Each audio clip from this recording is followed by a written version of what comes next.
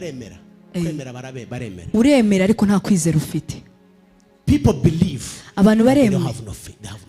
Baremera ariko nta kwizera bafite. Kwizera is applying some level of madness. Nugushira mu bikorwa ibisazi.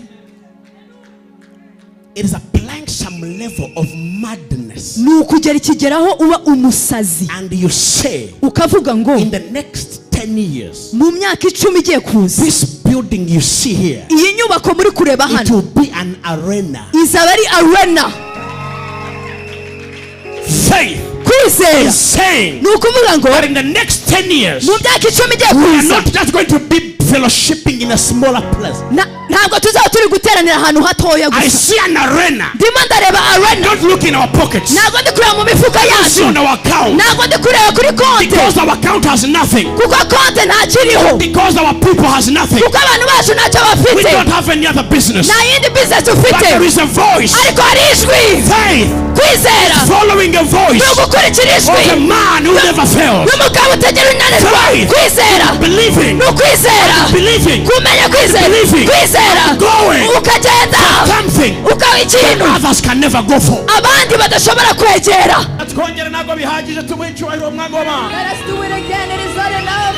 Impundu n'amashini, impundu n'aba. A round of applause and ibivuga byose bivugira umwango w'Imana. Everything that makes noise, let it breathe for the Lord. Rero hano ntabwo ndi umushyitsi. I'm not a visitor here. Byo mugomba kubimenya neza. You need to know that very well. Kuri ya musozi yo tubikora dutindayo. On that mountain when we do it, we delay. We're going to delay here. Nimudatindayo. If you don't delay here, harabona azanye bo kuri ya musozi turabihorera dutindayo. There's some that I brought on that mountain. We're going to delay there. Yego? Yes. Ubu tugiye gutindayo. We're going to delay there. Kuko iyo byagiye mu mwami w'abami. Because when it concerns the King of Kings, it means that it is beyond you. Byarenze ibyo utekereza, byarenze ibyo uzi, byarenze ibyo ushoboye, it is beyond what you're able to do, your knowledge and your thoughts. It is for the King of Kings. Yego? Yes. All the glory we put it down, and for the King of Kings we lift it high. We're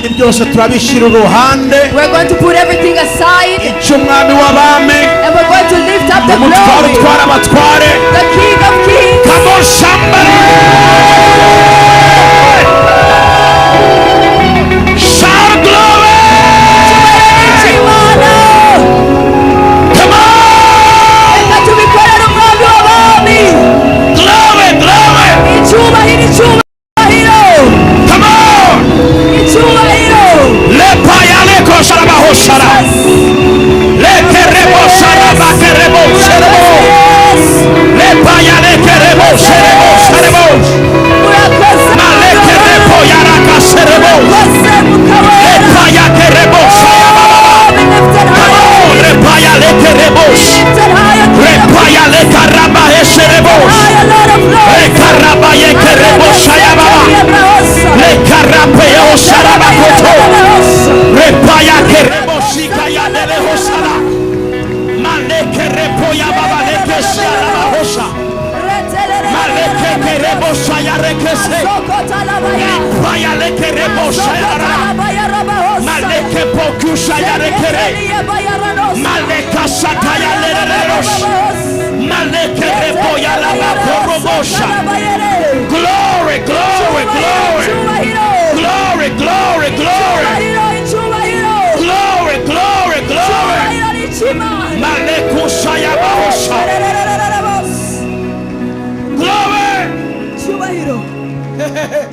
Thank you, Jesus. Somebody lift up your hands now. In His divine presence. The presence of the Lord is in this house. The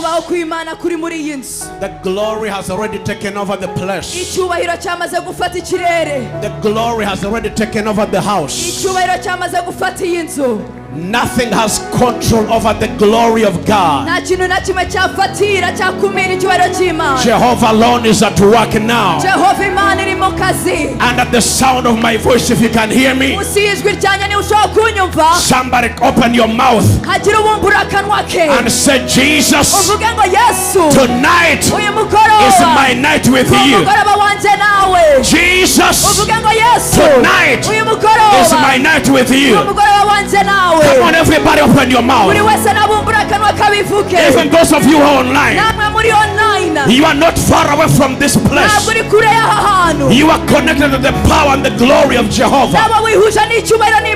Somebody lift up your hands now. We are under the power of the Holy Spirit. Under the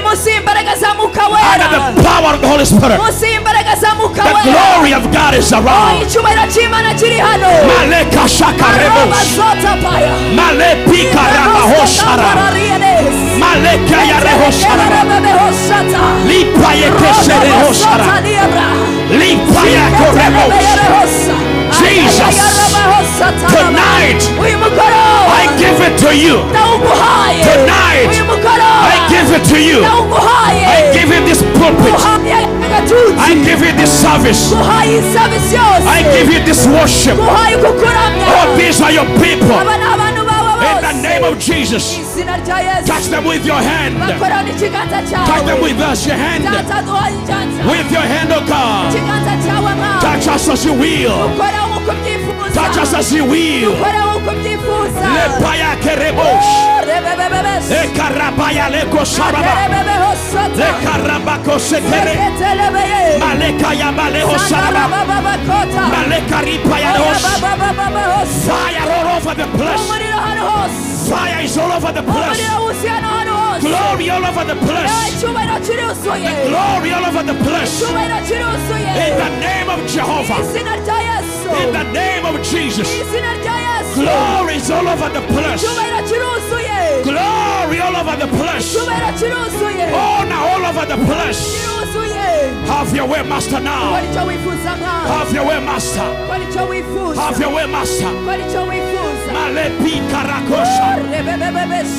Maleke rebo sharabakosha. Maleke rebo sharakosha. Maleke robo sharabakosha. Ekarabako sharababa. Ekarabako sharababa. Ekerebo sharababa. Ekarabaku sharababa. I want to see everyone calling on heaven. Lift up your voice. Lift up your voice. Hamagarishuru, hamagarishuru. Call upon heaven. Lift up your voice. Lift up your hands. Let heaven kiss the earth. Let heaven descend. And to the glory. The glory. The glory. The power. And the honor is at work in this place. At work in this place. Malika ya rehosh. Makerepo ya karahosh. Malekerepo kuyakasha. Malekerepo sharaba. Makerepo kuyakarababa. Malekerepo yakaraba. Makerepo yarababa. You are about to get there. You are about to get somewhere. Open your mouth, go deeper now. You are about to enter somewhere. You are about to enter somewhere. If you are seated, stand up on your feet. Things have turned around now. Things have changed. Lift up your hands. Open your voice. I want you to go deeper, where your ears cannot hear anything, where your eyes can't see anything except the glory of Jehovah. Lift up your voice now. Lift up your voice, everybody. Jesus, this is your moment. This is your hour. This is your moment. This is your hour. This is your moment. This is your hour. In the name of Jesus, have your way now. Take over now. Take over now. Take over now. Take over now. Take over now. Your glory. Your glory. Take over with your glory. Take over with your power. Take over with your glory. Take over with anointing. We lift the anointing. Release the anointing in this place. Release the glory in this place. The name of Jesus. Malekerebo sharababa. Malekerebo shakatara. Maleko yakashanehos. Lekerepa yakeremos. Ikarabaho sharababa. Makerepo yakashanehos. Lekereka sayababa. Makerepo shukarababa.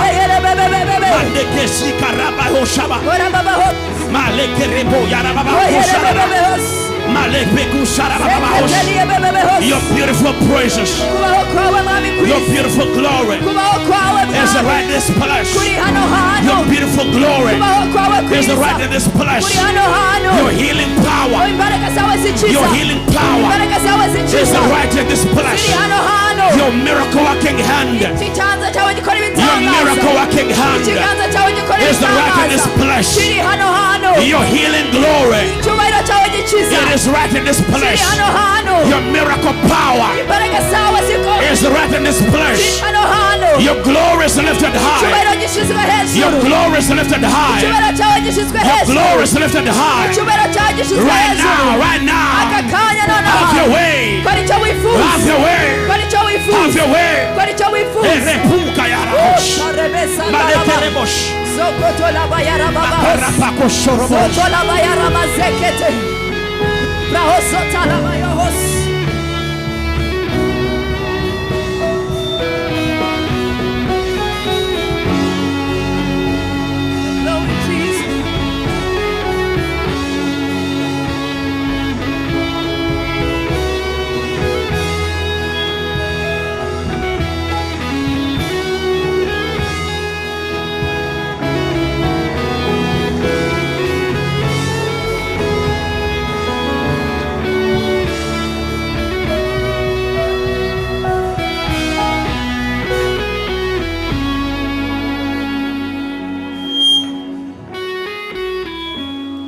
You are doing right exactly what you came for in this place.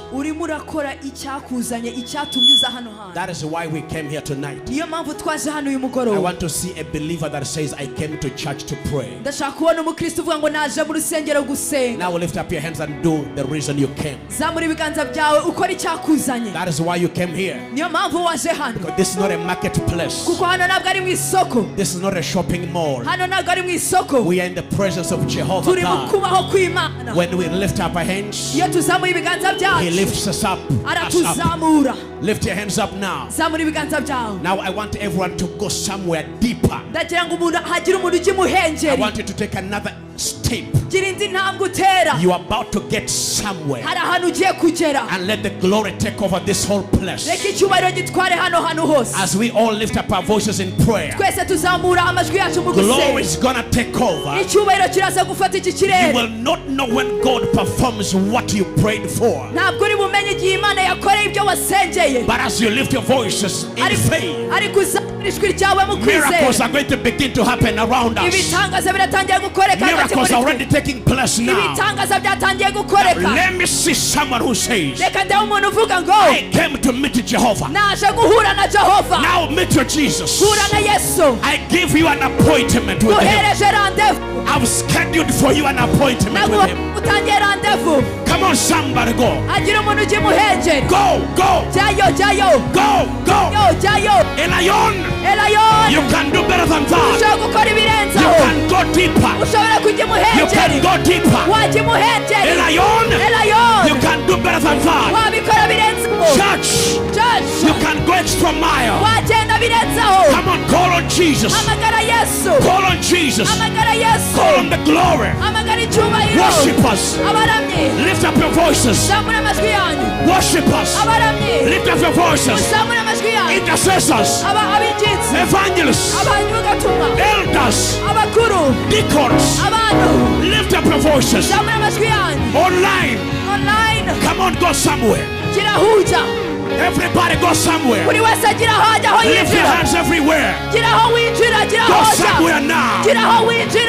We are surrounding Jericho. tugiye guzenguruka Yeriko. You are doing it right now. Muri murabikora ubu nonaha. The walls are breaking now. Inkingi zirimo zirarituka. The walls are already breaking. Inkingi zirimo zirarituka. The walls are already breaking. Inkingi ziri kurituka. Marekerebo sharabakosa. Marekerebo shikayarehes. Mareko payaku sharababaos.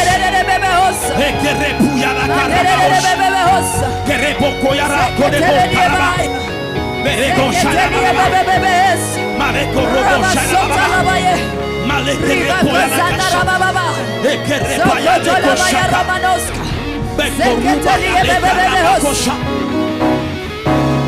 Kirabahos, Maleko Rabahos, Shayarabahos, Zeketelia Bahos, Zeketelia Bahos.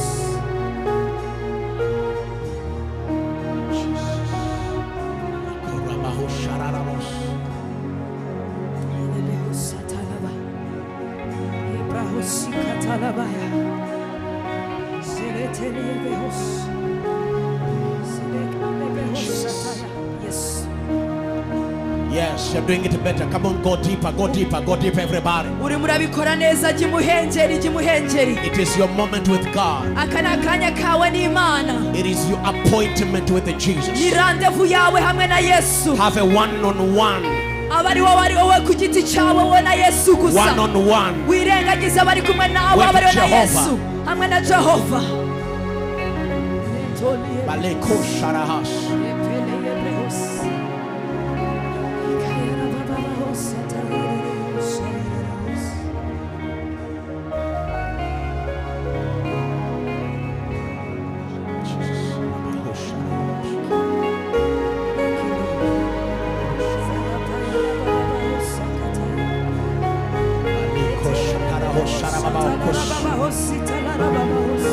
Power is all over the house.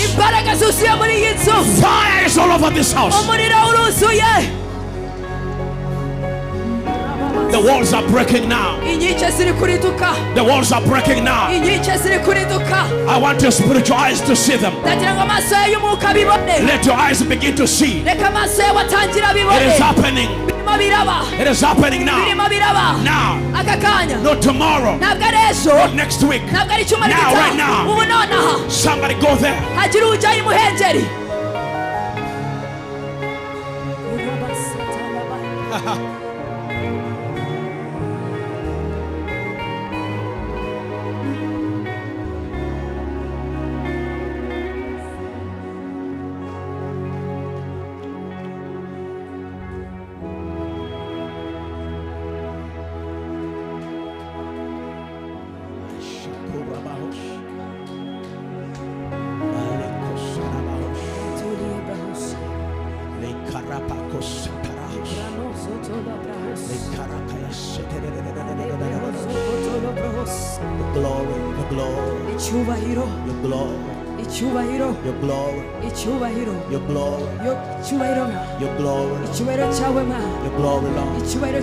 Is all I see around.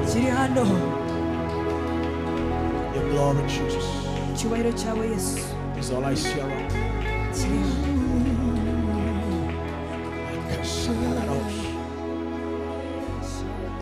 Your glory, Jesus.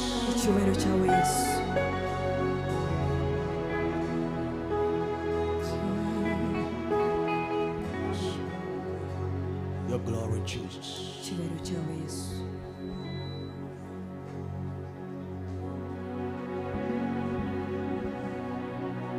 Jesus.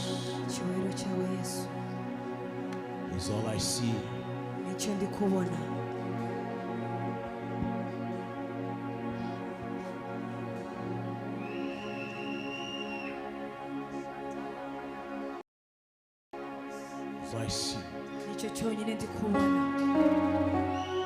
Is all I see. The glory of Jehovah.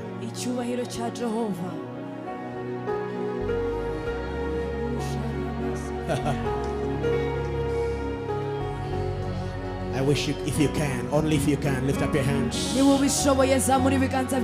If you can, ubishoboye zamura ibiganza byawe. it is only Jesus. Ni Yesu wenyine. The glory is this place. Icyubahiro cyuzuye hano hantu. All over this place. Kiruzuye hano hantu. All over the place. Kiruzuye hano hantu. His power is around. Imbaraga ziwe ziri hano. Performing miracles. Ziri gukora ibitangaza. Performing miracles. Ziri gukora ibitangaza. Performing miracles. Ziri gukora ibitangaza.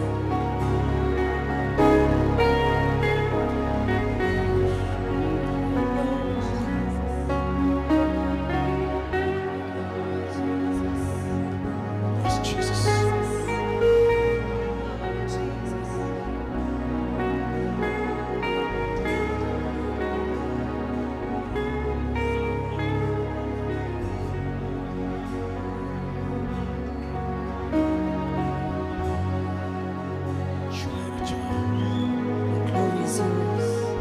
Your glory, Jesus.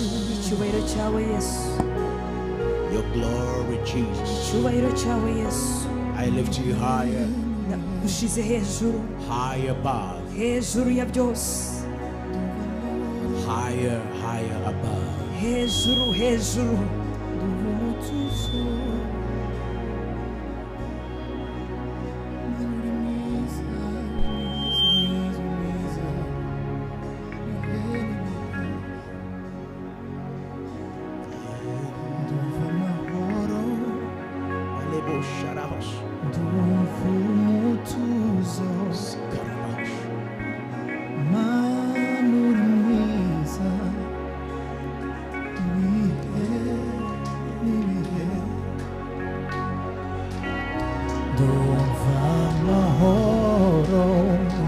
wanyemerera ukahaguruka ku maguru yawe. Can you please allow me to Uyu ni stand up on umwanya your feet? w'Imana, reka duhaguruke twese ku maguru yawe. This is the moment of God. Let us all stand up on our feet.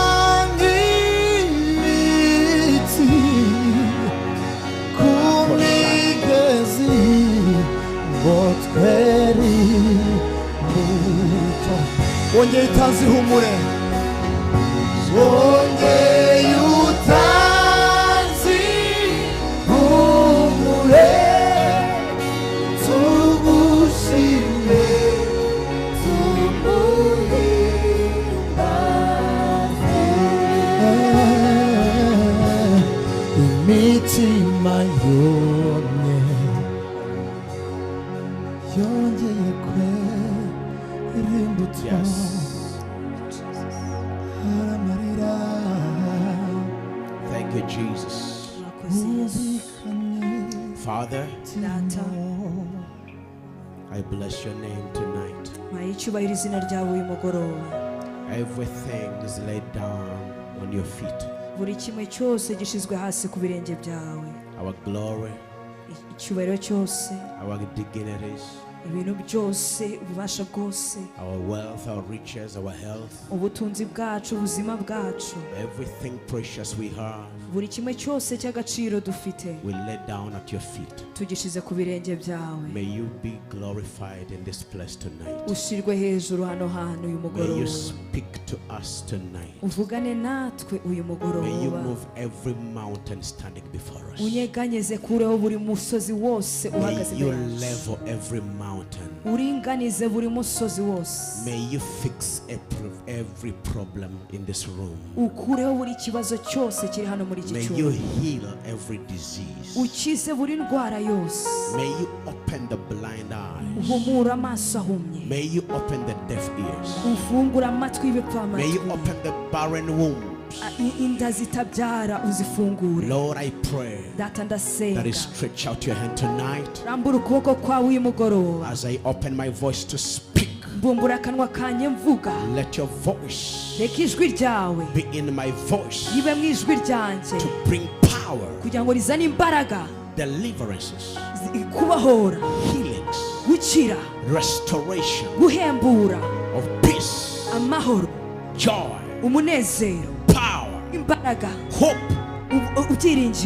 unto our lives. After everything is said and done, I promise you, Father of the glory, in Jesus' precious name. And somebody say amen. Hallelujah. Hallelujah. You may take a seat. Thank you, worshipers.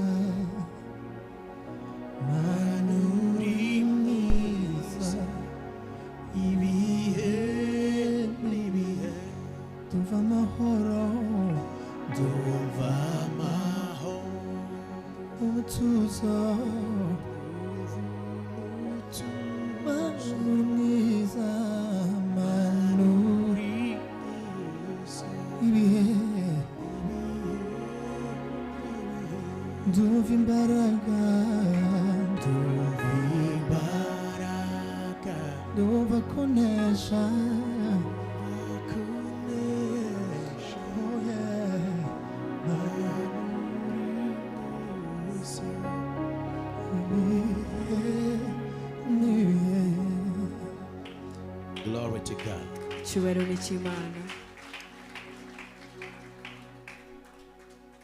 Amen. Amen. I greet you with love in the precious name of Jesus Christ. And I want to extend my warm hug to every one of you. Oh, come on, receive my hug. Amen. Amen. It is a joy. It is a beautiful thing to be in this wonderful place.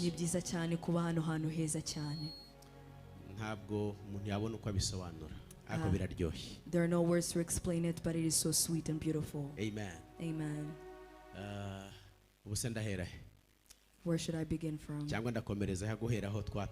We have already begun, so I need to know where to continue from. We've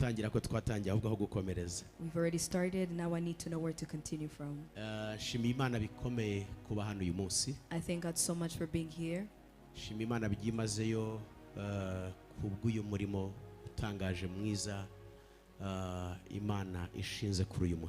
I thank God for this great ministry that God has put on this mountain.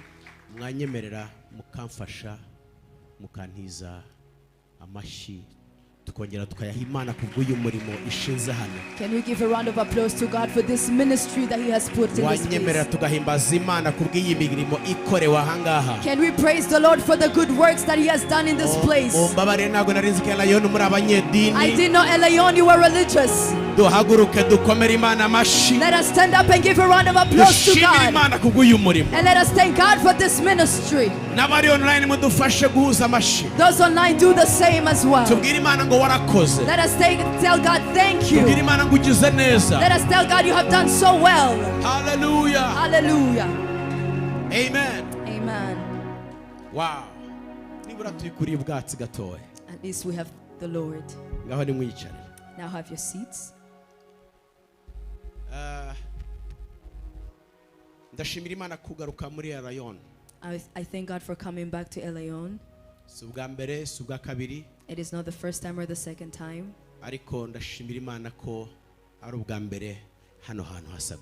But I thank God that this is the first time this place looks like this.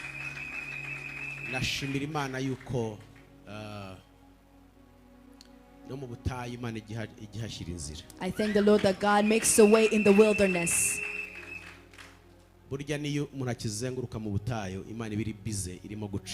Even when a person is still going around in the desert, God is making a way even in that moment. Every time you get into the wilderness, know that there is Canaan for you. It is going to strengthen you and encourage you again. Who knew that in a few days ago that it would have been like this? Who knew a few months ago that Elion will be here and will look like this?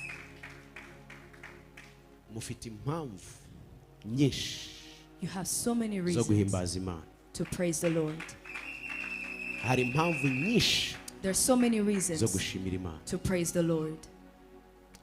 And you do it, I know, very much. I thank God for the pastor, the angel and the parent of this house.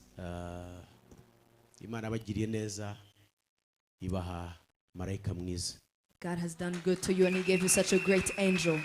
God.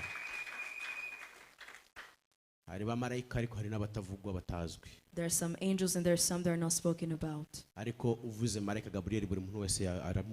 But when you say Angel Gabriel, each person knows who he is. If you talk about Angel Michael, no one doesn't know him. And there's one who was called Lucifer, everyone knows him. But I thank the Lord that he has given you a great angel that is known. Do you think God is surprised him that we know of just a few angels? We thank God for doing good to you.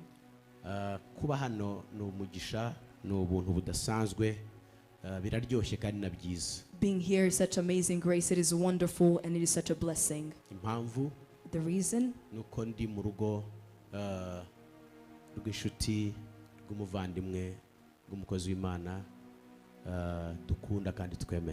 The reason is because I'm in the home of my friend, a servant of God, that we serve together and we love each other.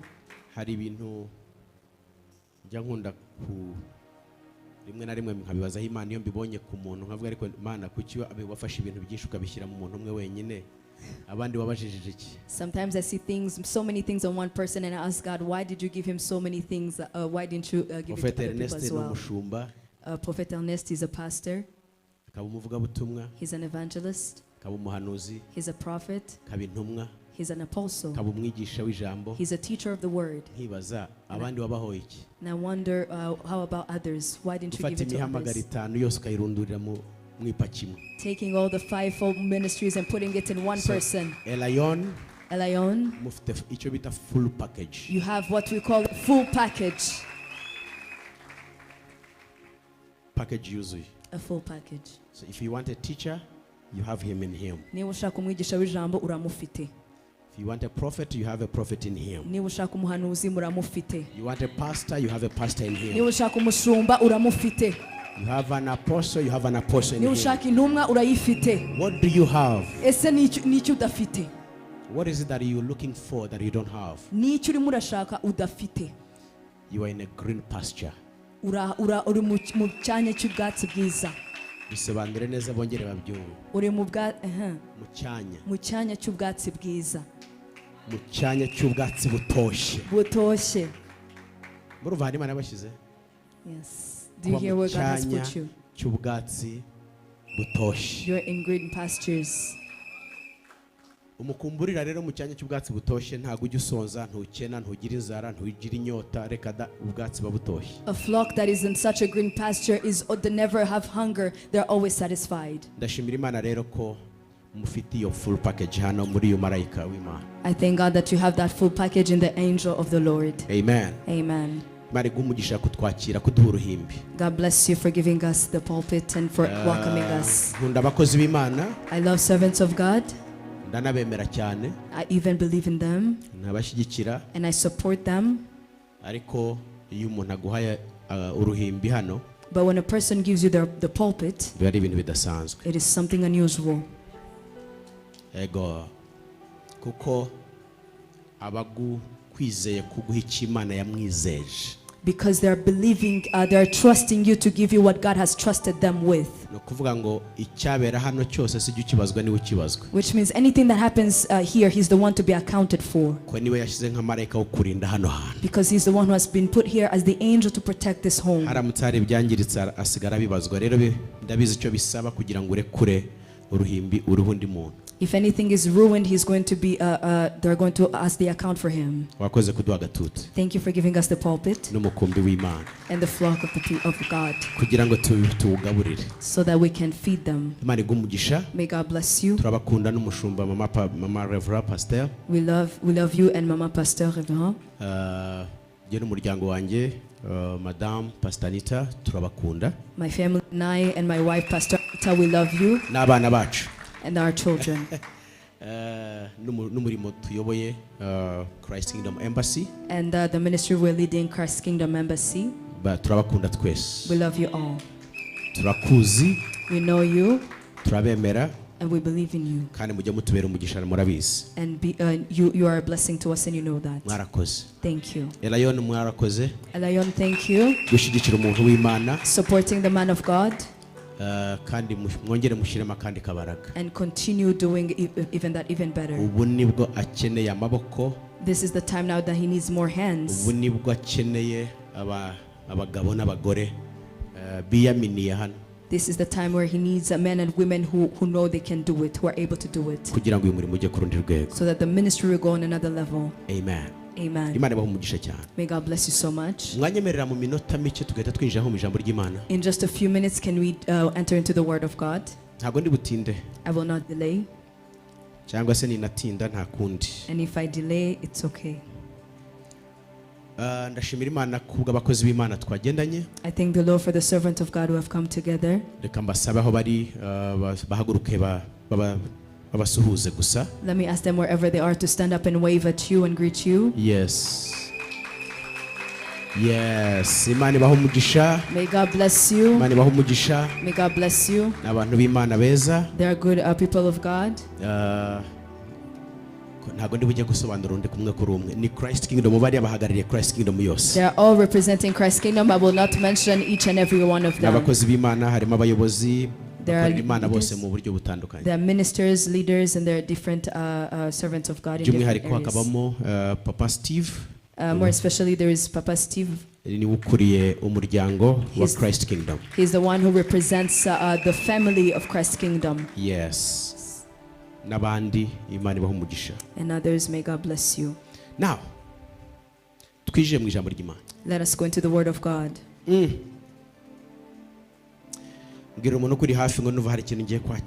Tell your neighbor, I feel like I'm about to receive something. Oh yeah. No. Tell them like someone who's waiting, who's eager to receive something. Oof. Should I prophesy to you? God is going to speak to you. You know,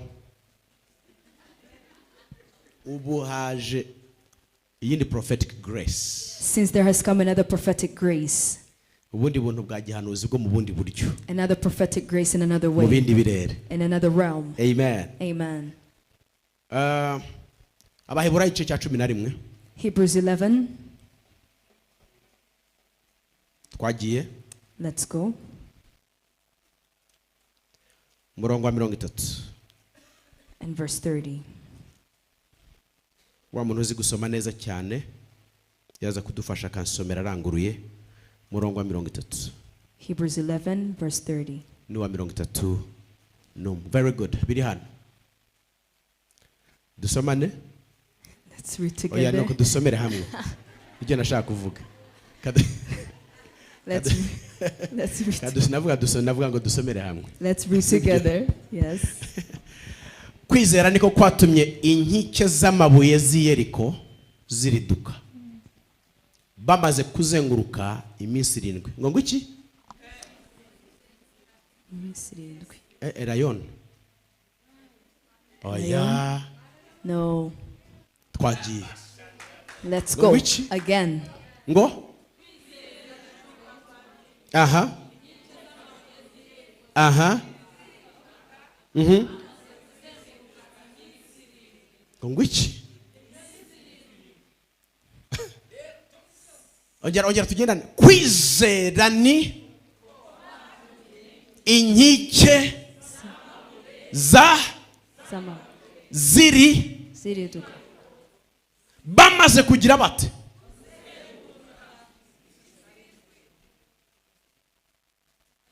Mbwirira umuntu kuri hafi ngo zirareduka. Tell your neighbor that they're to fall down.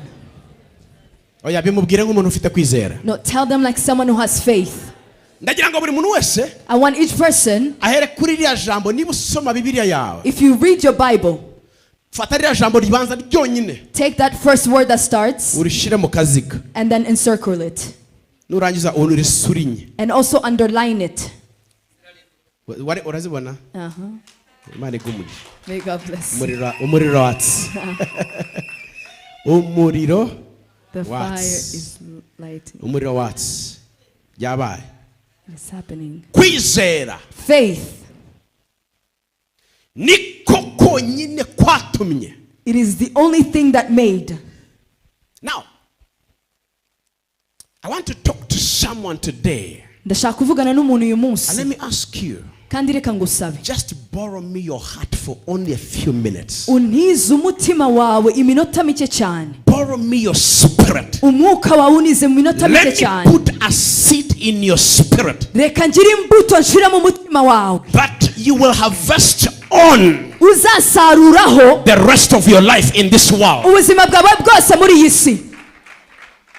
If you only give me your heart umutima wawe gusa as a fertile garden, ukawumeza nk'ubutaka bwera, and I plant this small seed into it, natera imbuto ho ngaho, before you grow old, mbere yuko usaza, the world shall testify about your story. isi zahamya inkuru yawe. I said, navuze ngo the world isi will tell izavuga that you really serve the mighty and miracle working God. wakoreye Imana ikomeye kandi ikora ibitangaza. I want to repeat. Ndashaka kubisubiramo. You will live to testify. Uzabaho kuba umuhamya. Your family, umuryango wawe, your people, abantu bawe, your children, abana bawe, your neighborhood, abaturanyi, your nation igihugu cyawe will testify kizahamya that surely koko there is a God in heaven. hari Imana iri mu ijuru.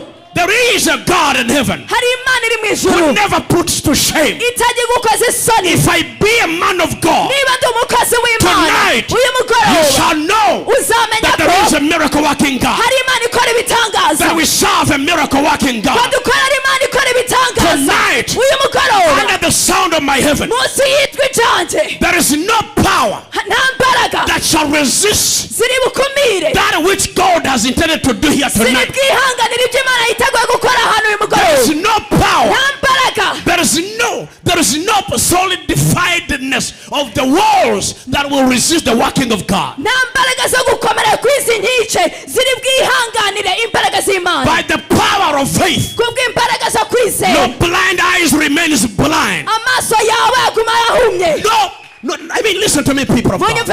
By the power of faith, no deaf ear, no barren womb remains closed. Hallelujah. The Bible says, by faith, only by faith. Somebody shout faith. No, I don't hear you shout faith. I don't hear you shout faith.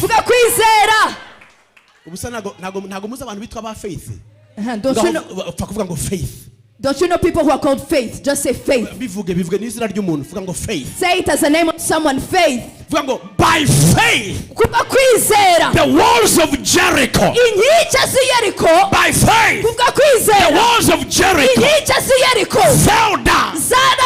Not by guns, not by bombs, not by the military power, but by faith. Listen to me good. Not by the military training, not by money, not by education, not by degrees, by faith. The walls tonight, if you brought your faith here, if you brought your faith here, listen to me tonight. Tonight, if you brought your faith, there is no single wall. Yes. I don't hear your voice. By faith. By faith. Not by prayer. Tell your neighbor, it's not by prayer. It is by faith. Tell your neighbor, it is not by beautiful dress codes. It is by faith. Tell your neighbor, not by Pastor Tom. It is by faith. Tell your neighbor, not by money, not by your job, by faith. By faith. Tonight, I stand here under the authority, and I command every wall. I command every wall. I command every wall. I command the walls. The walls of poverty, the walls of calamity, the walls of spiritual blindness, the walls of financial lack, the walls of limitations. Tonight, in the name of Jesus, I command them to bring down, to be brought down by the power of faith. Tonight, by faith. By what? By faith. Listen to me tonight. I want just to preach. I'm not going to teach to somebody today. I have not come here as a teacher. I am a teacher of the word. But tonight, I'm not standing here as a teacher. I came to release something in your spirit. If you only allow, something is being dropped in your spirit. Faith, the Bible says, is the substance. It is the substance. It is something tangible. It is the substance of things hoped for. Tonight, whatever you are hoping for, faith has brought it near to you. Faith is bringing it in your premises. You don't hear me well. Faith, it is the hand. It is the hand that touches God, even when God has not touched you. Listen to me good. Faith is the hand that touches God when God has not touched you and delivers a miracle to you. The Bible says Jesus has been invited to heal, to resurrect a dead child. And on the way going, a certain woman, by the issue of the blood, she had the story. She had the story. Tell your neighbor, she had the story. Like somebody had the story. And you came here. Then she came. She was not in the business. She was not a disciple. She was not a disciple. ntabwo yari intumwa. Abikinyarwanda muri bo murumva neza cyane? Good. She was not a disciple. ntabwo yari umwigisha wa Yesu. She was not in the group of Jesus. ntabwo yari mu itsinda rya Yesu. She was not the follower of Jesus. ntabwo yakurikiraga Yesu. But she heard. ariko hari icyo yumvise. Somebody say, I have heard. hagira umuntu uvuga ngo numvise. When she heard, amaze kumva, she said, aravuga ati, let me go. reka ngende. Faith Kwizera is what tells you, kikubwira ngo, pushes you kigusunika to go kugenda to where you have never been. aho utigeze ugera. Yes. Faith Kwizera is the power ni imbaraga that pushes you zigusunika to a place ahantu that you have never been to. utigeze ukandagira. When she heard amaze kubyumva Jesus is passing, ko Yesu ari gucaho, she packed her things afata ibintu and she bye, said, aravuga ati, enough of this. ibi birahagije. Somebody say, I've had enough of this. hagira umuntu uvuga ngo bino ndabihaze. Somebody say, I've had enough of this. hagira uvuga ngo ndabirambiwe. Oh, come on, I want to hear your voice. Say, enough of this. ndagira ngo uvuge ijwi ryawe uvuga ngo ndarambiwe. And she said, aravuga ati, enough of this bleeding.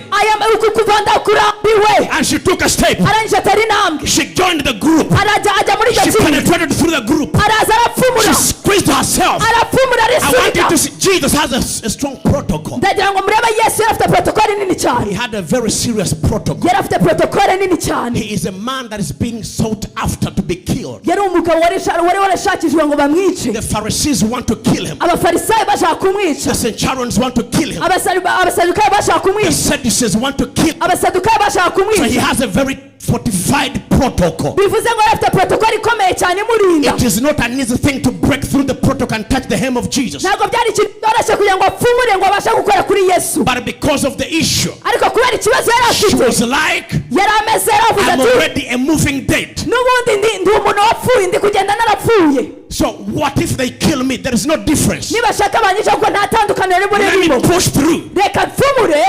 Faith kwizera is the power imbaraga that pushes you zigusunika to penetrate the impenetrable places. gupfumura ahantu hadashoboreka gupfumuka. Faith is kwizera the power ni imbaraga that pushes you zigushoboza to zigusunika penetrate through gupfumura the impenetrable disease. ahantu utashobora gupfumura. And she maneuvered. arangije She aragerageza said, aravuga ati, I am tired. ndarambiwe This issue of blood. iki kibazo I've dufite. heard about that man. uwo mugabo But naramwumvise, this time, ariko uyu munsi it is not about walking with him. ntabwo ari ukugendana nawe Let me show nshaka. you what that man does. reka nkwereke icyo uyu mugabo And she akora. squeezed herself. arangije arasunika. I want you to see the situation of a woman ndagira ngo utere ishusho. squeezing through the group of arasunika people. asunika abantu. Everyone is walking with the buri Jesus, umwe wese arimo aragendana na but they Yesu, have no faith in him. ariko nta kwizera bamufitemo. Bible declares bibiliya iravuga ngo when Jesus came to Bethany Yesu ageze i Betaniya and he performed the miracle, arangije akora igitangaza. the Bible says bibiliya iravuga ngo when he resurrected Lazarus, asuye Lazaro, the disciples, abigishwa, the Bible says they believed him. bibiliya iravuga ngo baramwizeye. So they have been walking with the man they don't believe. bivuze ngo bajyana n'umugabo batizeraga. So you might be here, ushobora kuba uri hano you are walking with the Jesus, ugendana na Yesu, but you have no faith in him. ariko ntabwo umwizeye. But tonight, ariko uyu I mugoroba came to tell you, naje kukubwira, it is not about following, ntabwo ari ibyo gukurikira, it is about faith. ahubwo ni ibyo kwizera. Listen to me good. munyumve neza. It is not about the fellowship. ntabwo ari gukurikira Yesu gusa, It is faith. ahubwo ni ukwizera. The Bible declares, bibiliya iravuga ngo and she came slowly, aza gahoro slowly, gahoro slowly, gahoro, one step after the other, intambwe ku yindi, one step after the other. intambwe ku yindi. I want you to see where Jesus is. ndagira ngo murebe ahantu Yesu ari. In the middle of this chaos, ari hagati y'akavuyo kenshi everyone cyane. is making noise. abantu bose barimo barasakuza, Everyone is squeezing around each buri other. umwe wese barimo barasunikana. I am the chief bodyguard. ni njyewe umurinzi, ni I wowe am murinzi. Peter who walks around him. ni njyewe Petero ugenda I am iruhande rwe. James who is also around ni him. njyewe Yakobo umuri I am iruhande. John who is the third person. ni njyewe Yohana, ni njyewe muntu wa gatatu. I should be around Jesus. akakwiye kuba ndi hagati There are y'iruhande rwa Bartimaeus Yesu. also. hari Bartimayo There nawe, are the Matthews also. hari na ba Matayo, There are others also. hari n'abandi The iruhande rwe, Judas also are there na ba Yuda barahari, in the business. bari aho muri But the business. woman said, ariko umugore it's aravuga not ati, about following him. ibi ntabwo ari ibyo I gukurikira know the Yesu. grace on that man. ubuntu buri kuri uwo mugabo I know ndawuzi, what he carries. icyo afite. Listen to me good. munyumve neza, It is not about how you see that man. ntabwo ari uburyo ureba uwo muntu, It is about what he carries. ahubwo n'icyo atwaye, n'icyo ahetse, What is he carrying? n'icyo afite kuri we. And she went through. She came around. She sneaked. She was like, it is too far to reach. But let me push my hand. Jesus has not touched me. But it is not about him touching me. If I can only touch him. It is not Jesus touching you. Yes, let me tell you, church. If Jesus doesn't touch you. Microphone. If Jesus doesn't touch you, touch him. If Jesus doesn't touch you, I said touch him. Somebody stretch your hand and say, he might not have touched, not touch me. But tonight, I am touching him. Tonight, I will touch him. And the Bible says, she touched him. The Bible says, instantly. Instantly. Immediately. Not later. Immediately. People of God, faith is an instant remedy to every problem. Numuti wako kanya kuri buri kibazo cyose ufite. Bisobanure neza my daughter. Numuti wako kanya ntabwo ari amasari bukurikire. Numuti wako kanya w'ikibazo wari ufite. Talk about it. Numuti wako kanya ntabwo bisaba yuko usakuza. Ntabwo bisaba yuko ugenda cyane. Birasaba yuko wizera gusa. Ako kanya icyo wari ufite kitakirangira. Hallelujah. Uyu mugore ntabwo yitaye ku bari bamuzengurutse. Benshi muri twebwe twita ku batuzengurutse tukita ku magambo batubwira. Ariko uyu mugoroba niwizera gusa. Niwizera gusa. Hallelujah. Thank you, man of God. Niwizera gusa. Uyu mugoroba uratana igitangaza cyawe. Ntabwo ari ejo. Birasaba ko wizera gusa. Kuko kwizera ikigero cyawe cyo kwizera kirangana n'ikigero ufite cy'ubumenyi bwa Kristo. Reka ngasubiremo. Kwizera ufite kurangana n'ikigero wageze umenya Kristo.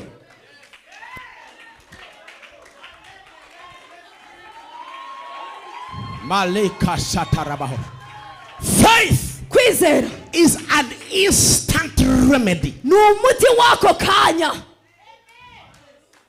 It is an instant paracetamol. Numuti ikinini cyako kanya. It does not give you a future remedy. Nago biguhereza ngo uzakira ejo. It works instantly. Bikora uwo mwanya. Instantly. Uwo mwanya. Elayon. It is not going to take 7 days. Nago birufata iminsi 7. It is happening tonight. I said it is not about 7 days. It is happening now. Now. It is happening now. Because of faith.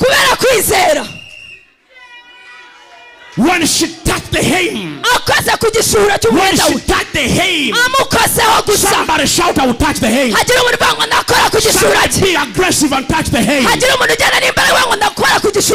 she touched the hem, the Bible says instantly, immediately, not tomorrow. Faith does not work tomorrow. Faith works now. Faith does not work next week. Faith is not for next month. Faith works instant. Faith works instant. Bible says, the Bible declares that Jesus is on the boat. He's crossing the other side with the disciples, and the storm started raging in the sea. So when it starts raging in the sea, Jesus is busy sleeping in the boat. When you have faith, a moment of crossing the sea is a moment of rest. It is not a moment of hustling. You have not heard me. To a man and a woman of faith, the raging of the sea and the storm, it is not a moment of hustling. It is a moment of taking a nap because you are going for a mission.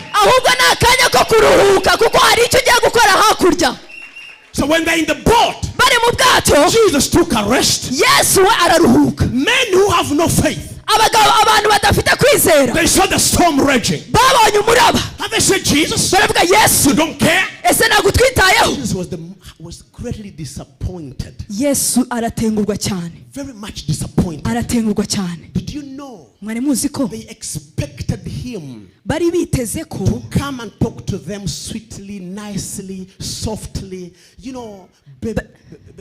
bari biteze ko Yesu azakababembereza, akababwira neza, akababwira neza. Oh, my children, you are going to fall in the sea. Yo ni abana banje mujye kugwa mu nyanja. Sorry. Sorry, I was resting. Wihangane narindi kuruhuka. That's like what they expected. Ibyo nibyo He bashakaga. will come Ko ari buze and pamper us. akaza akababembereza disi. Tell them. Oh, Akababwira. sorry, my kids. I Mwihangane. was tired, so I was taking a nap. Narindushe, narindimo I ndaruhuka. was just taking a short rest. Narindimo ndaruhuka gusa. I really do apologize. Mumbabarire cyane. Did they know? Ariko When ntabwo bari bazi. Jesus woke up, Yesu amaze kubyuka, they woke him up. bamaze kumubyutsa, Immediately, ako kanya calmed the sea. ahita the aturisha storm. aturisha And umuraba, then he turned to them. arababwira, He turned to them. arabahindukira arababwira, And he talked to them. arababwira, Look at you. nimwirebe, You of little faith. mwebwe mufite kwizera He guke. rebuked them. Arangije arabacyaha. Lack of faith Kutizera attracts the rebuke of God. gukurura gucyahwa kw'Imana.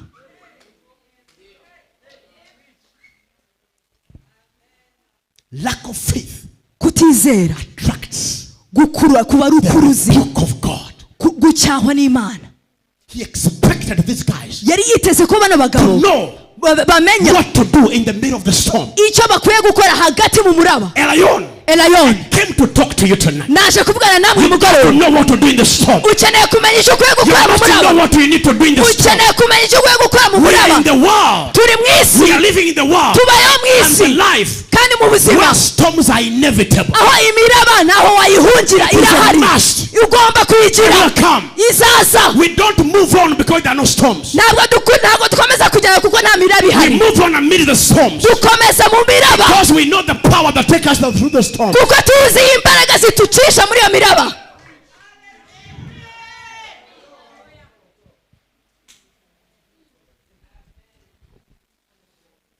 Little faith Kwizera guke or lack of faith cyangwa kutagira kwizera will attract a rebuke on your life. kuba ari ukuruzi ko gucyahwa n'Imana. In these 7 days, Muri iyi minsi 7 if you only grow your faith, ni ukuza kwizera kwawe. even right in this service, N'aka kanya muri aya even now, I materaniro, mean now, ndavuga aka if you kanya, can hear my voice clearly niba urimo urumva ijwi ryanjye and neza you have connected your faith, ukaba wihuje kwizera kwawe, you are like this speaker umeze nk'izi speaker which dufite hano is connected to the electric. zihuje n'umuriro. It is already growing and attracting a miracle into your life. Kurimo kurakura kandi kuri gukurura igitangaza mu buzima bwawe. Elayon, Not 7 days. ntabwo ari iminsi 7. The Israelites, Abisirayeli they surrounded Jericho for 7 days because that was an instruction from Ba- God.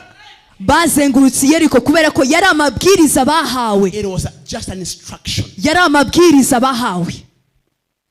They were going by the word. Bari bagiye bakurikije ijambo. I want you someone to sit here tonight. Ndagira ngo umuntu wicaye hano uyu mugoroba Follow the word. ukurikire ijambo.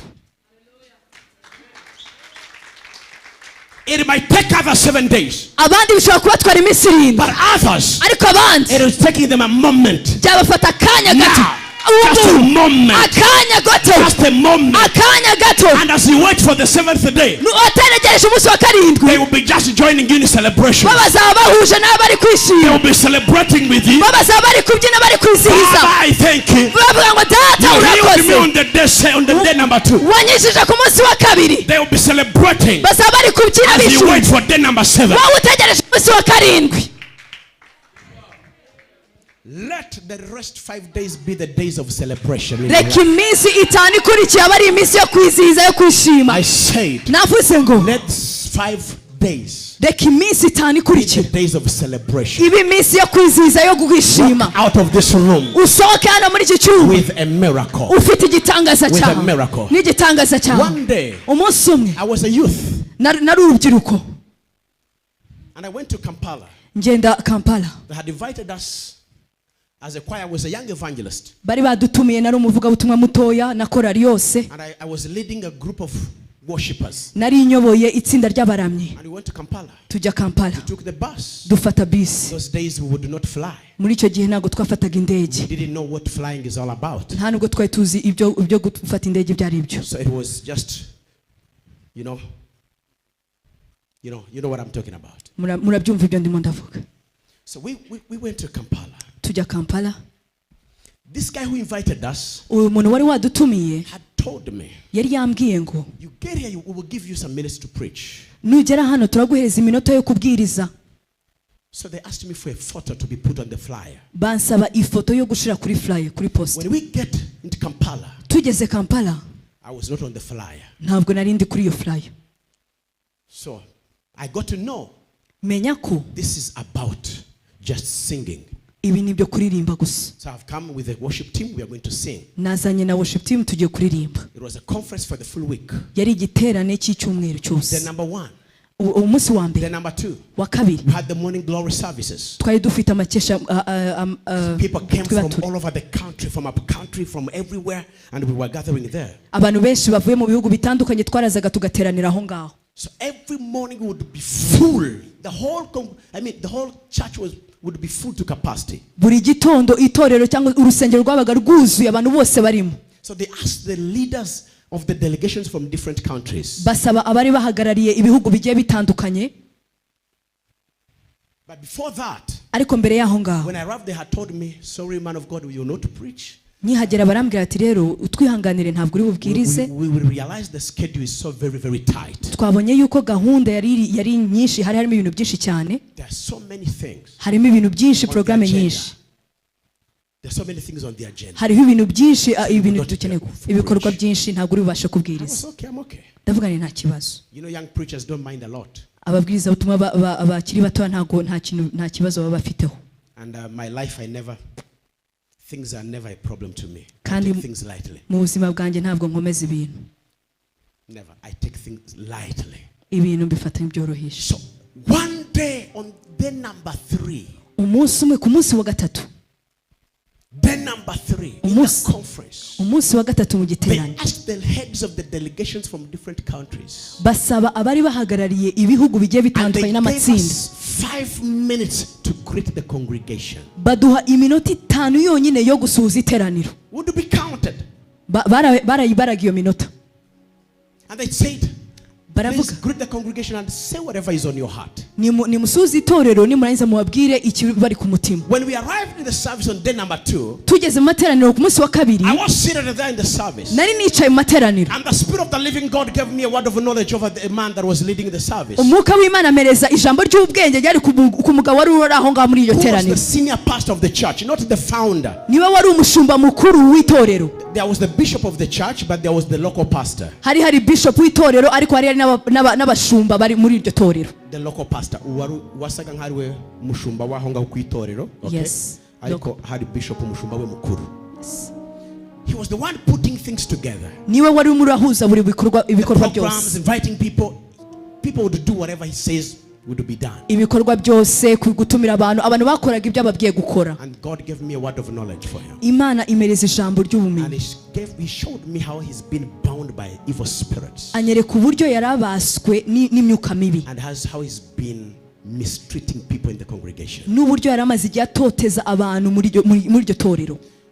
But I couldn't do anything about it. Ariko ntacyo nari kubikoraho. That very morning on the 3rd day, icyo gitondo ku munsi wa gatatu, the Spirit of God opened that door. Umwuka w'Imana akingura urugi. They gave me an opportunity to greet the church for 5 minutes. Bampa amahirwe yo gusuhuza iteraniro iminota 5 gusa. I am single. Ndi ingaragu.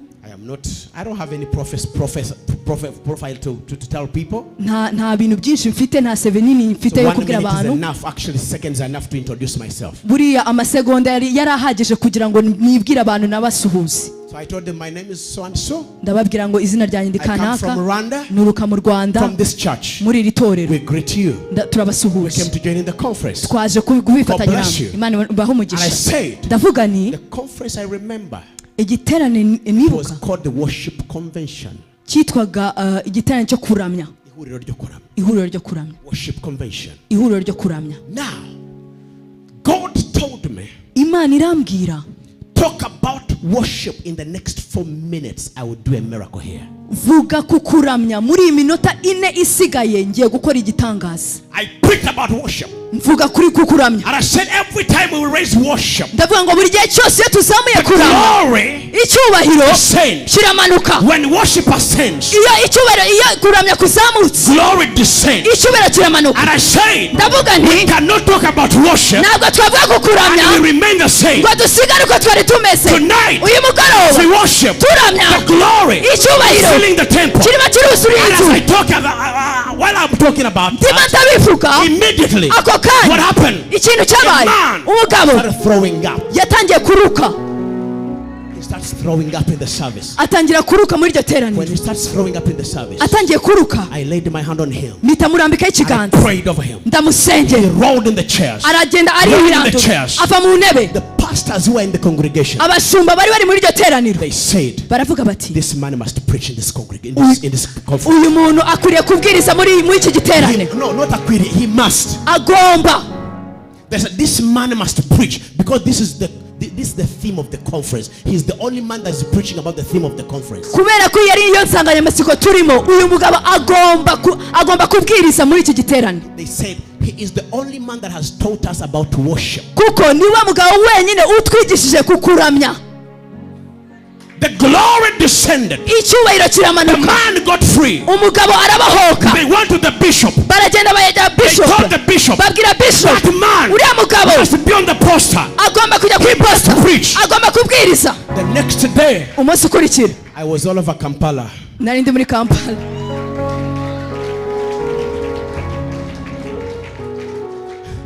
with the generals of the city. hamwe n'abajenerali b'uwo mujyi, With the generals of the city. n'abajenerali b'uwo mujyi, abantu On bakuru. the flyer, ndi kuri flyer, nanjye ndi kuri Pastor posta. Tom Gakumba from Kigali. bavuga Pastor Tom Gakumba avuye muri Kigali. And they put the flag of our country. bashiraho n'ibendera ry'igihugu cyacu. Faith Kwizera puts the flag of your country in, lift it up. guzamura ibendera bw'igihugu cyawe. Just raise your faith. wowe zamura kwizera kwawe gusa. Raise your faith. zamura kwizera kwawe.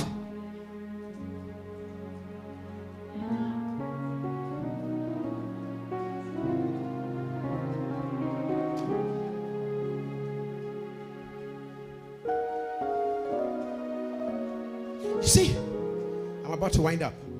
ngiye gusoza, But listen to this. mwumve.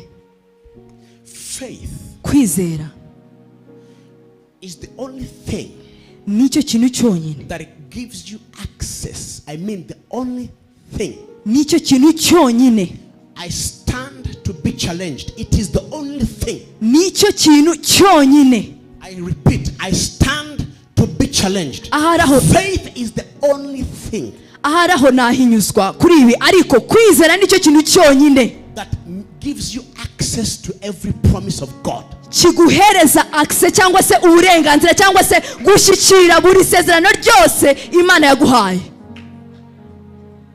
The only password yonyine to access the promised land yo gushyikira is faith. ni ukwizera. The only password yonyine that open the closed doors ikingura imiryango yari ifunze ni ukwizera. and faith. kwizera. By the way, let me just say this, Bishop, man of God. reka mvuge ibi ngibi mukozi w'Imana. Every promise of God buri sezerano ryose ry'Imana comes painted with the color of impossibility. riza rifite ibara ry'ibidashoboka, risize ibara ry'ibidashoboka. It comes painted with the paint of impossibility. It's seemingly impossible. ibintu bisa nkaho bidashoboka biza bisize ibara nkaho ibintu bidashoboka. How does God tell the children of Israel, you will inherit, you are taking this city that is fortified like Jericho is? ni gute Imana yabwiye abana b'Isiraheli ngo muzafata uyu murwa wari uzengurutswe n'inkike za Yeriko? Gute? Just by making noise. gusa.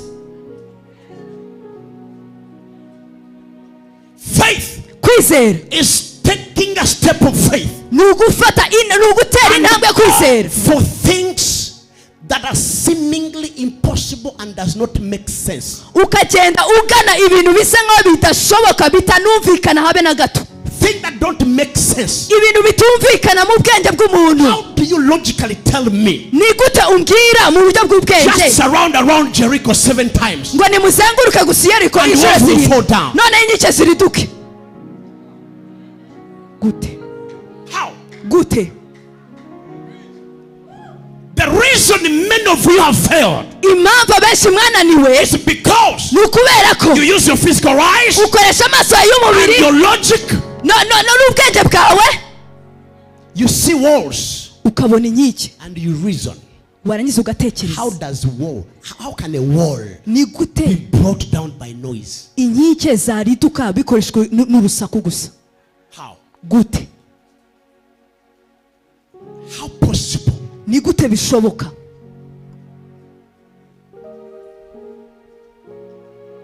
You see, you believe but you don't have faith.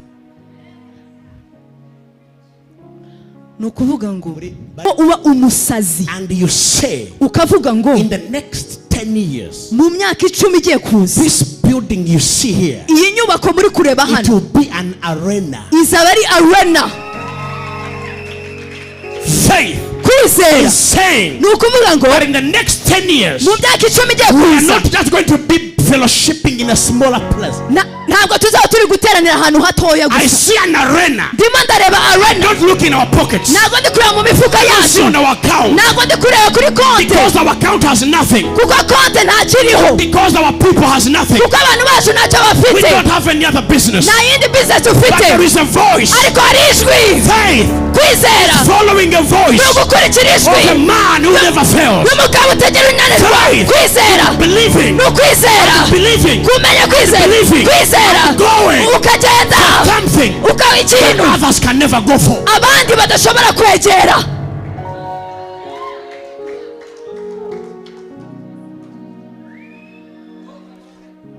Apply faith. Shira kwizera kwawe mu bikorwa. Until when people who laughs at you will laugh with you. Kugeza ubwo abantu bagusekaga bazasekana nawe. Say it properly. Shira kwizera kwawe mu bikorwa kugeza ubwo abagusekaga bazageraho musekana noneho. The Bible says, Bibiliya iravuga ngo Sarah, she's out of age. yarashaje, No hope. nta byiringiro yari afite. Nothing. Nta na kimwe yari Nothing afite. like possible. Nta kintu yari afite cyitwa ngo gushoboka. But anyhow, ariko uko byagenda kose yarizeye. When she believed, yizeye, the Bible says, Bibiliya iravuga ngo God renewed the strength of her womb. Imana ihembura gukomera kw'inda yiwe. Her strength was renewed. Imbaraga ziwe zirahembuka. Old mama, umumama she went back home and the old Mugire, Papa, come let us go in our bedroom. Yasubiyeyo abwira umusaza, abwira umuzara, amubwira ati reka tugende mu cyumba cyacu. Faith, kwizera, made Sarah kwatumye Sara call Abraham. ahamagara Abraham, Honey, ati sheri, come let's go back.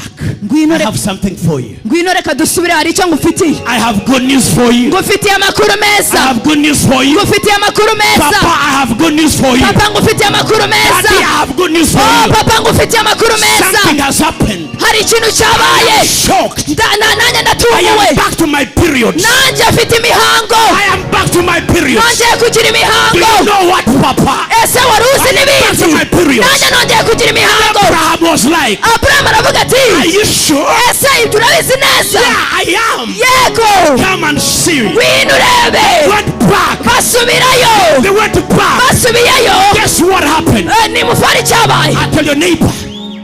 Tell your neighbor. Bwira mugenzi wawe. Do you know what happened? Wari uzi cyabaye? Do you know what happened? Wari uzi cyabaye?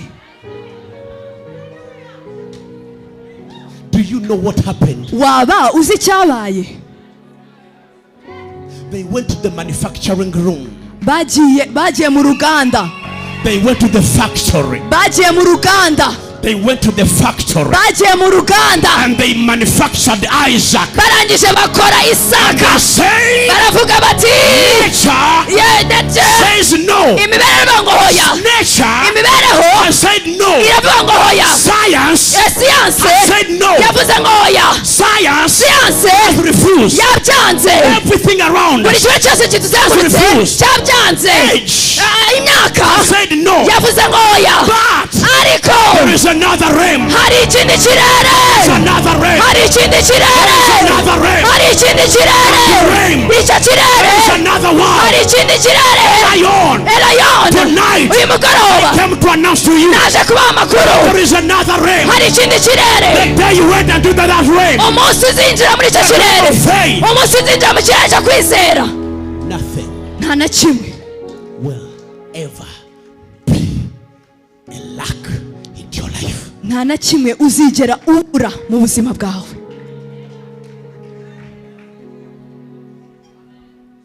They went baragenda into the factory, bajya mu ruganda supernatural factory. bajya mu ruganda rw'ubumana They manufactured bakora a miracle son. umwana w'igitangaza.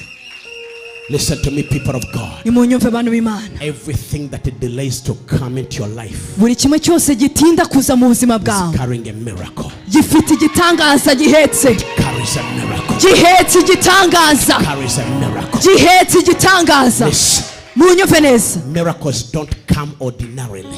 ibitangaza ntabwo biza mu buryo busanzwe. Miracles don't come ordinarily. ibitangaza ntibiza mu buryo busanzwe. There must be a test if you are to testify. hagomba kuba hari ikigeragezo niba ushaka guhamya. Every time you pray for a testimony, igihe cyose iyo uri gusengera ubuhamya, you are calling on God to give you a try or a test before you. uba uri guhamagara Imana ngo iguhe ikigeragezo kizavamo Because ubwo buhamya, after it, kuko nyuma there yaho is a miracle. hari igitangaza. Faith, kwizera, the wings of faith, amababa yo kwizera carries the miracles of believers. ahetse ibitangaza I by'abizera. repeat, ndabisubiramo, faith kwizera has wings, gufite amababa, and on its wings kandi muri ayo mababa flies or comes miracles of believers. hazaho ibitangaza Do I by'abizera. have a believer in this room? ese hari umwizera afite Do hano? I have a believer online? ese hari umwizera afite Who online says uvuga ngo things have not been working? ibintu ntabwo byakoraga, Tonight, ariko umugoroba I'm going to apply faith, ndaza gushyira kwizera mu bikorwa, and my Jericho kandi yeriko yanjye is going to be irariduka.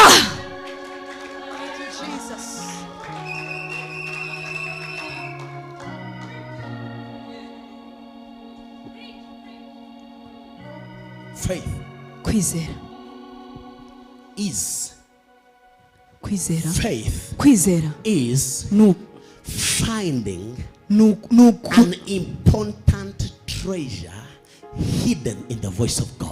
kwizera ni ukuvumbura cyangwa se kubona ubutunzi buhishe mu Mana. I repeat, Reka mbisubiremo, faith kwizera is an important treasure. ni ubutunzi bw'ingenzi, Finding an important, going for, looking for, ni ukugenda gushaka, kuvumbura, gucukumbura, ugashakisha, finding ugashakisha an ukabona important treasure, ubutunzi bw'ingenzi, a priceless treasure ubutunzi utashiraho n'igiciro, is hidden in God. buhishe mu Mana. Apply faith. Shira kwizera kwawe mu bikorwa, Apply faith. shira kwizera kwawe mu bikorwa. I said apply faith. Navuze ngo shira kwizera kwawe mu bikorwa. When God called us to start the ministry, Imana iduhamagara ngo dutangire umurimo w'Imana. my wife and I were working. Madamu wanje nanjye twarakoraga, That was total madness. byari ubusazi. I was working and she was working. Narakoraga nawe akora, We were doing okay. twari tumeze neza, Things were moving in the right direction. ibintu byagendaga mu nzira nziza, The bimeze look of neza, things uburyo ubirebesheje things were amaso moving in the right direction. ibintu byagendaga neza. But see what happens. Ariko murebe icyabaye, God told me, Imana yarambwiye I need you.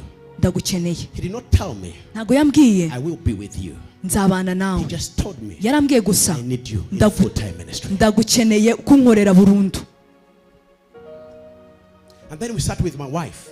nicarana na madamu We had a meeting. tugirana inama We agreed.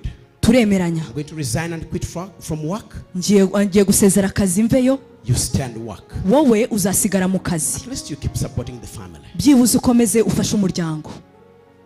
We got an agreement. Turemeranya. A few months later, hashize amezi make, while I'm thinking about when to submit my resignation later, nkirimo ndatekereza igihe nzasezera ku kazi, God closed the door on my side and opened the door to my wife. Imana ikinga umuryango kuri njyewe, ikingura umuryango kuri madamu. Went to madam agenda kuri madamu and told my wife, aramubwira ati on 25th of February kuri 25 z'ukwa kabiri 2022 you must resign from work. ugomba kuba wasezeye akazi.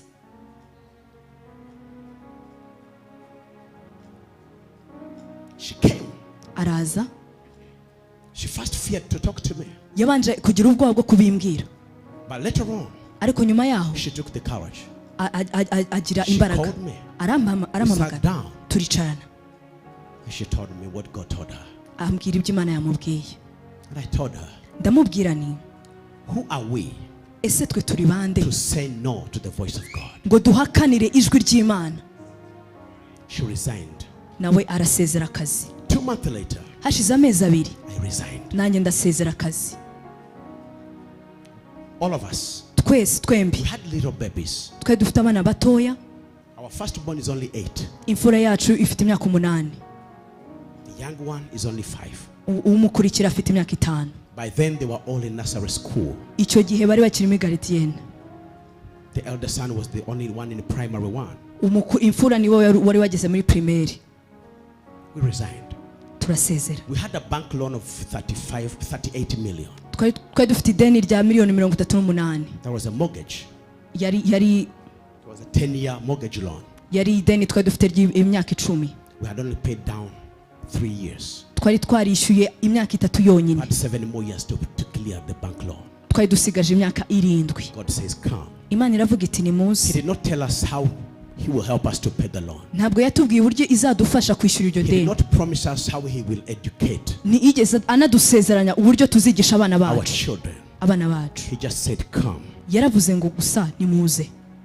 We sat down with my wife. Turicarana na madamu. And we asked each other questions. Dutangira kubazanya ibibazo. I remember the last question I asked her. Ndibuka ikibazo cya nyuma namubajije. If they auction this house, baramutse bateje cyamunara iyi nzu yacu, are we ready to sleep in the church? Ese twiteguye kuryama mu itorero? Only for the glory of God. Kubw'icyubahiro cy'Imana. And she said yes. Aravuga ngo yego. Are you ready to carry your babies on the street of Kigali? Ese witeguye gufata abana bawe ukabaheka muri Kigali? Only for the glory of God. Kubw'icyubahiro cy'Imana. And she said yes. Aravuga ngo yego. And we said if it is God, since it is God, aravuga ati niba ari Imana, let us go. Reka tugende. We held our hands. Dufatanye mu biganza. We left everything. Turekura buri kimwe cyose. The little money we got from our employers, amafaranga make twakiriye akuye ku bakoresha bacu, we rented the house of God. Twakodesheje inzu y'Imana. We paid the school fees for our babies for only 2 terms. Turangije twishyura school fees z'abana bacu We handed over gusa. the company vehicles that we were driving. Dutanga amamodoka y'ibigo twakoreraga byose. We came back to ride on the motorcycles and riding on the buses. Tugaruka kugendera kuri moto no gufata bus. Only for the glory of God. Kubw'icyubahiro cy'Imana. And we said, turavuga tuti, if it is God, since it is God, kubera ko ari Imana, let us go. Reka tugende. He's the only one who can kill you and resurrect you. Niwe wenyine wakwica akanakuzura. People of God, bwoko bw'Imana, if you die for the vision, nupfira iyerekwa, the vision has the power to resurrect you. Iyerekwa rifite imbaraga zo kukuzura. We were left with nothing. If I mean nothing, call it nothing. Twari dusigaranye nta kintu na kimwe, twari dusigaranye nimvuga ikintu na kimwe wumve ngo nta kintu na kimwe cyari gisigaye. I mean nothing. Nta kintu na kimwe twari But dusigaranye. one thing I believed in God. Ariko ikintu kimwe nizereye Imana. I knew it from my childhood. Nari mbizi kuva nkiri muto. I serve a God of impossibility. Ko nkorera Imana ikora ibidashoboka. I serve a God of impossibility. Nkorera Imana ikora ibidashoboka. When we started the ministry, dutangira umurimo w'Imana, on our 2nd month into the ministry, tumaze amezi 2 muri uwo murimo w'Imana, someone from nowhere umuntu tutazi ahantu that I aturutse didn't know ntazi started putting 1 million francs on our bank account yatangiye kujya ashira kuri konte yacu miliyoni imwe kuri konte yacu akajya yishiraho every single month. buri kwezi akajya yashiraho. We didn't know. Ntabwo twe tumuzi. He sent me a message yanyohereje message and he said, this is God just told me to do this arambwira ati Imana yambwiye ngo nkore ibi and I don't want you to know me kandi ntabwo nshaka kumenya and this is not my number, don't dare call me. kandi iyi ntabwo ari nimero yanjye ntuzampamagare.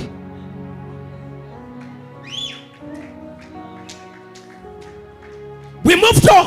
Turakomeza ubuzima. 7 months later, hashize amezi 7 God Imana paid down our 38 million bank loan. yishyura rya deni rya miliyoni 38 Only in 7 months. amezi 7 The Lord yonyine. was supposed to pay in 7 years. iyo twagombaga kwishyura mu myaka 7 God gave it in 7 months. Imana yishyura mu mezi 7 gusa.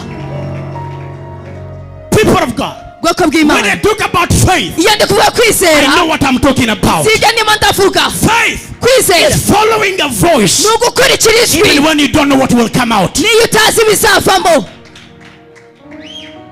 You don't know what will come out, ntabwo uzi ikizavamo but you just follow in. ariko wowe ugakurikira gusa.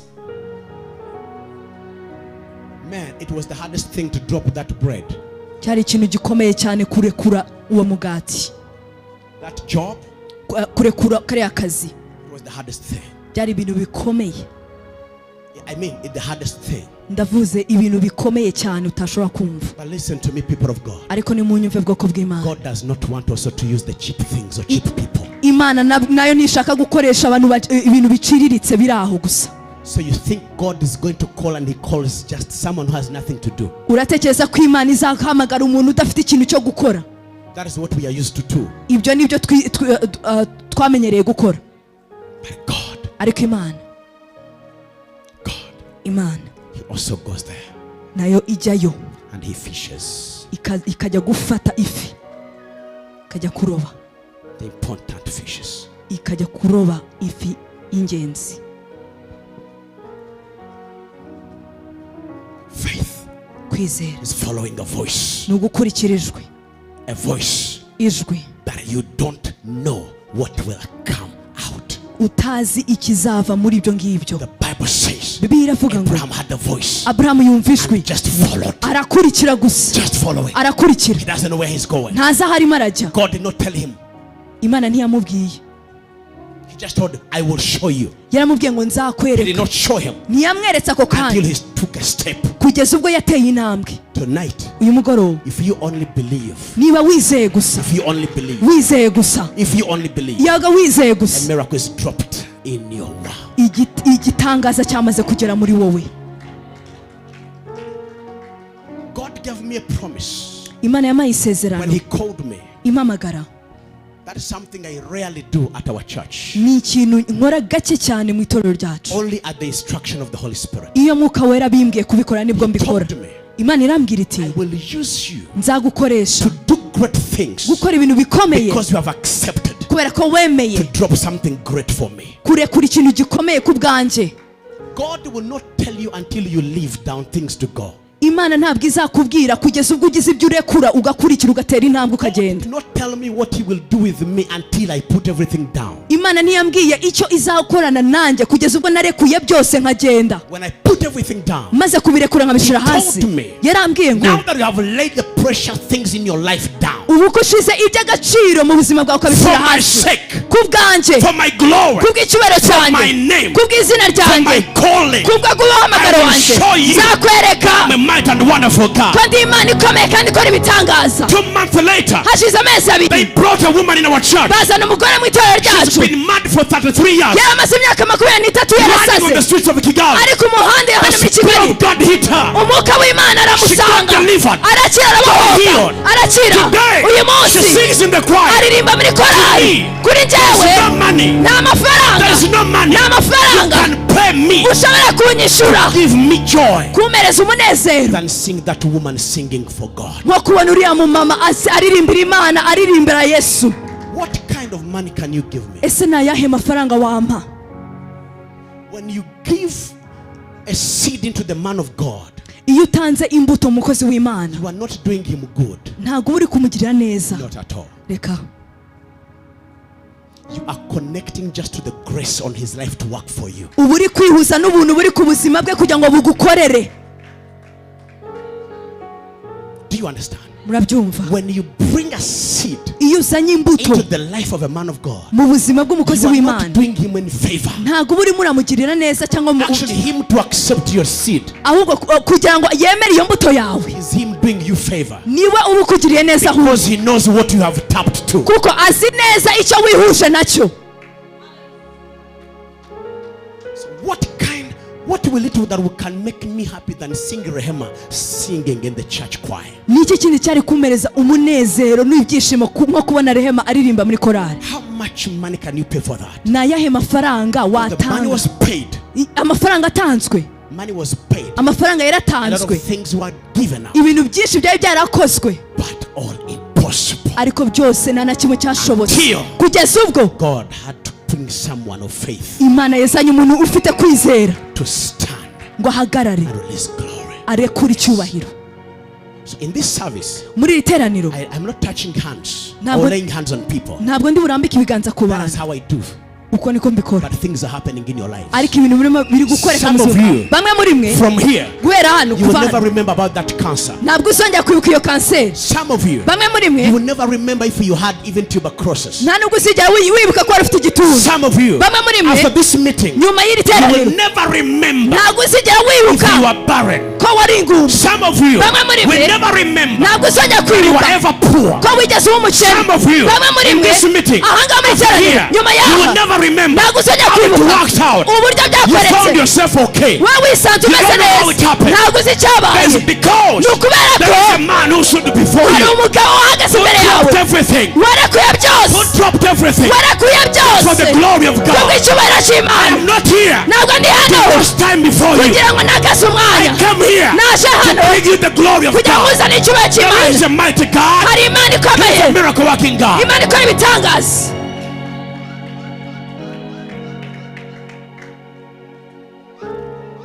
Icyama ukaba urimo wizera. I wish there was someone with faith. I should be off. I should be off. Ikindi gihe nibikunda umwami nadushoboza tuzongera tubane. If God enables us and if allows, we're going to be together. Imana mu mugisha umukozi w'Imana yari yansabye iminsi ko tubana iminsi irengaho, ariko dufite igiterane hari arabizi. The man of God had asked me to be with you more Ariko days, reka but we have a nkubwire. conference. But let me tell you, Elion, mucingura muhumura amaso yanyu, open your eyes. murebe ibintu birenze ibyo mutekereza. See the things that are beyond what you think. Ntabwo tubeshwaho n'ibyo tubona, We don't live by the things that we see. tubeshwaho n'ibyo twizeye. We live by the things that we have faith Ntabwo in. tugendera ku kubona, We don't walk by sight. tugendera ku kwizera. We walk by faith. Itoroshe yacu Our torch, our flash itumurikira inzira. that lights the way for us. Itoroshe yitwa kwizera, It is faith. niyo itumurikira. It is the one that lights the way for Niyo us. mpamvu mubona umuntu ahagarara ahangaha, That is why you see a person standing Imana here ikamuha kubona ubuzima bwawe. and God gives them to see your ikamuha life. ijambo rimwe ryonyine, And only with one word. ikibyimba cyari mu nda yawe. And here's a tumor that was in your Ijambo body. rimwe ryonyine. Only one word. wambwira ngo iyo sayansi yitwa gute? How would you tell me that Ituma science is umuntu called? ahagarara A ahangaha, person stands here akavugana nawe, and speaks to you, wicaye aho ngaho, and you're standing there atagukozeho, without touching you, ikibyimba kikari gito, and the tumor is going to go away, ugakira, and your back is healed, ugakira, and your head is ubukene healed, bukavaho, and poverty is karama away, zikibagirana. and then all the generation curses are Iyo away. sayansi yitwa gute? What kind of science is that? Bwira umuntu ukuri hafi ngo yitwa faith science. Tell your neighbor it is called faith science. Iyo ni faith science. That is faith science. Nubuhamya ki naguha nkareka? What kind of testimony can I God give you? has showed me Imana that yaranyeretse truly his word is true. ko ijambo ryari ukuri, As if that was not enough. nkaho ibyo bitari bihagije. Urabona uriya mugore ukuntu yakoze kuri Yesu. Do you see how that woman touched Jesus? Gasozanye n'aka konyine. Let me end with this. Mu kwezi kwa gatandatu mvuye i Yerusalemu, In the month of June, when I came from Jerusalem, ntangaza mu itorero bwa kuwa gatatu. I announced in the church that on Ndaba Wednesday, ndimo nsengera abantu, bwa bwa mbere ngiye kubwiriza ngarutse. it was my first time preaching while coming back. Abasiga abantu amavuta. I will be anointing people. Ndimo nsiga abantu amavuta mbasengera. As I was anointing people, praying for them, Haza umudamu ukora muri protocol. there came a woman who's an usher. Yaramaze imyaka 6 She has spent 6 years without giving birth. Usually 6 years are bearable. Some people go even over that.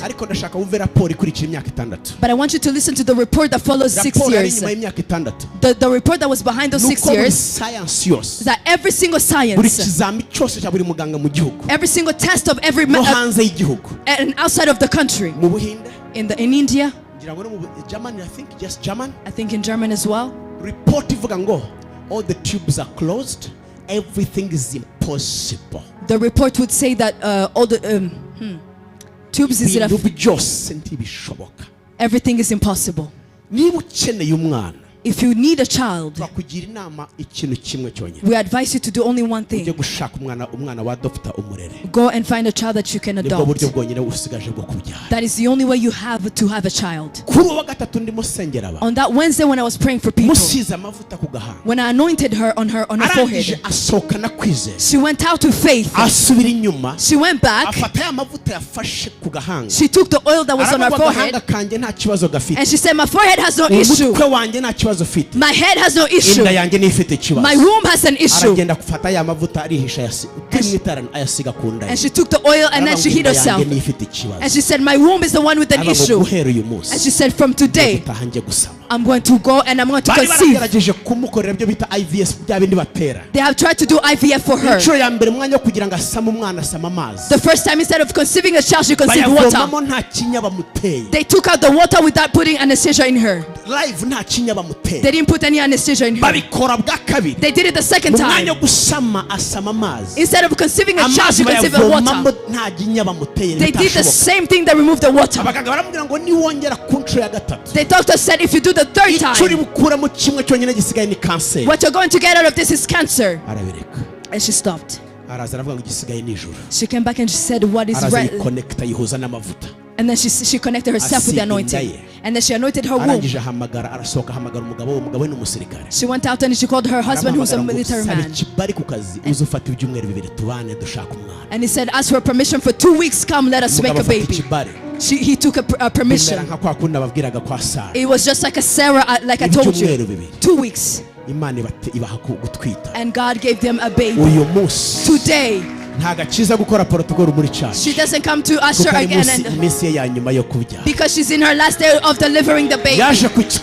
She came to the church when it was about 3 months pregnant. And she said, I want to thank the Lord now because others wait. I'm not waiting to thank God when I deliver because I've never been pregnant. Let me say this time. When I talk about faith, understand what I'm telling you tonight. If you have faith, what you wanted, you're going to receive it. Let me ask someone who's here. If there is something that was written over your life that says it is impossible, I will not lay hands on people. I will just speak a word. There is something they said over your life. They said it is impossible in your life. Stand up on your feet if that thing is there. There is a disease. There is a certain situation. They wrote it and they reported that it is impossible. You know it and it has been said that it is impossible. Lift up your hands. Tonight, standing as a servant of God, I command in the power of the Holy Spirit every single thing that they've written that is impossible. Tonight, I am changing it. It is possible and it is happening in the name of Jesus. If it is a disease, it is healed. If it is HIV, it is healed. Every single thing they said that is impossible. Under the anointing of the Holy Spirit, I command now. Heaven has said, yes, it is all right. Heaven says, yes, it is all right. You are healed. You are free. I said you are free. I said you are free. Don't wait for tomorrow. You are free. If you heard my voice, you are free. niba wumvise ijwi ryanjye If you heard urabohotse my voice, you are free. niba wumvise ijwi You ryanjye are urabohotse healed. urakize You are healed. urakize. Go and get it. Genda ubirebe, Go and get it. genda ubifate, Go and live it. genda ubibeho Because God said so. kuko Imana yabivuze. Because God said so. Kuko Imana yabivuze. Go and live it. Genda ubibeho. You are blessed today. Uyu munsi, You are blessed today. uyu munsi wawe You umugisha, are blessed tomorrow. uhamugisha ejo, You are blessed this week. uhamugisha iki You are cyumweru, blessed this month. uhamugisha iki You are cyumweru, blessed this year. uhamugisha uyu mwaka. Listen to me. Nyumva, Because I stood here, kubera ko nahagaze hano, that means in this hour that I've stood here or ministered to you, bivuze ngo muri iyi saha navuganye nawe, the grace that God gave us for this year ubuntu Imana yaduhaye muri uyu has mwaka also worked for you. bwagukoreye nawe. Because God spoke to me. Kubera ko Imana yavuganye nanjye, Told me. irambwira ngo You are walking into the divine dominion. murimo muragendera mu butware So bw'ubumana. walk into divine dominion. Gendera mu butware bw'ubumana. Walk into divine dominion. Gendera mu butware Have bw'ubumana. dominion over every aspect of your life. Utware buri kimwe cyose mu In buzima bwawe. Jesus' mighty Mu name. izina rya God Yesu. bless you. Imana ibahe We umugisha. love you. Thank you, Turabakunda. man of God. Thank you so much. Urakoze mukozi Appreciate w'Imana. it. Thank you.